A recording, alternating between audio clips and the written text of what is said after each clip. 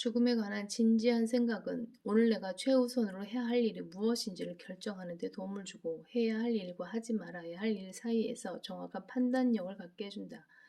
즉, 오늘 죽는다면 나는 무엇을 해야 하는가? 오늘이 내 인생의 마지막 순간이라면 나는 그 일을 꼭 해야 하는가? 나도 언젠가 죽게 될 텐데 이 일을 안 하면 죽을 때 후회할 것인가? 이번 기회를 붙잡지 않는다면 인생 말년에 후회할 것인가? 에 관하여 자기 자신에게 물어봐야 한다는 것이다. 지금이 생이 마지막 순간이라면 무엇을 선택할 것인지 생각해 보라는 것인즉, 이처럼 세상 사람들은 죽음을 진지하게 생각하면서 인생을 후회 없이 작동케 하는 동력으로 삼고 있다.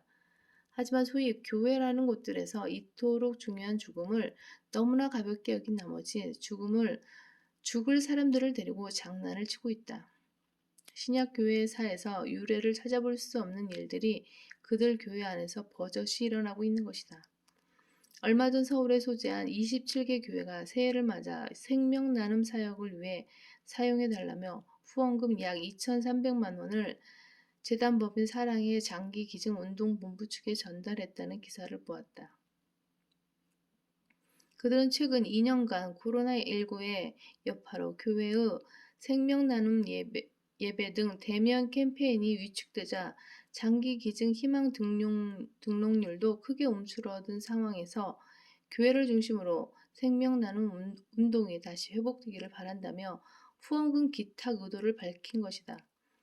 솔직히 말해서 죽어가는 사람에게 장기를 기증하여 그 사람을 살리는 것은 악한 일이 아니다.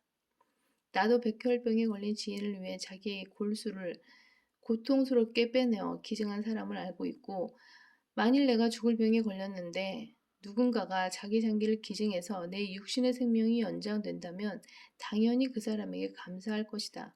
그런데 만일 내가 구원받지 않은 죄인이고 그런 식으로 육신의 생명을 연장받았지만 결국 죽어서 지옥에 간다면 장기 기증을 받아서 육신의 생명을 조금 연장한 것이 무슨 소용이 있단 말인가? 몇 년 더 살자고 장기를 기증받고 그 후로도 여전히 순간의 재단의 영혼을 불살라 버리는 삶을 산다면 장기 기증의 수혜자가 된 것이 무슨 유익이 있겠는가 말이다. 교회가 주는 생명이 그런 것이었겠는가? 교회들이 할 일이 없어서 세상을 위해 생명 나눔 예배나 드리고 자기 교인들이 땀 흘려 번 돈으로 바친 헌금을 영원과 무관한 일에 써버린다면 과연 그런 예배가 하나님께 받아들여지겠는가? 죽음을 목전에 둔 사람에게 가장 중요하고 절실한 것이 무엇이겠는가? 두말할 필요도 없이 생명 연장이다. 암에 걸려 시한부 선고를 받았다면 그 사람에게 생명 연장보다 더 절실한 것은 없다. 생명 연장에 대한 소망은 죽음을 눈앞에 둔 환자들뿐만 아니라 온 인류의 소망이다.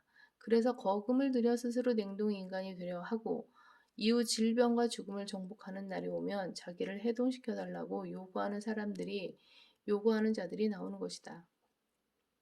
그런 자들이 있기에 죽음을 가지고 장사를 해먹는 자들이 생겨난다.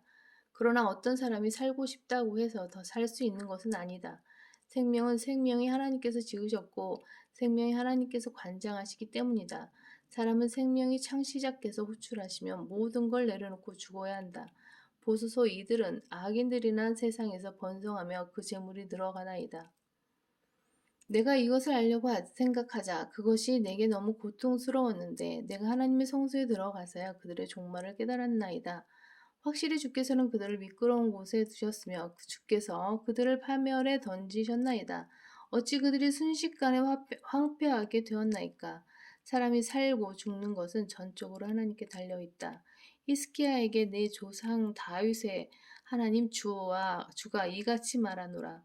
내가 네 기도를 들었고 네 눈물을 보았노라. 보라, 내가 네 연수에 15년을 더해 주겠노라 라고 하셨던 말씀을 모른단 말인가.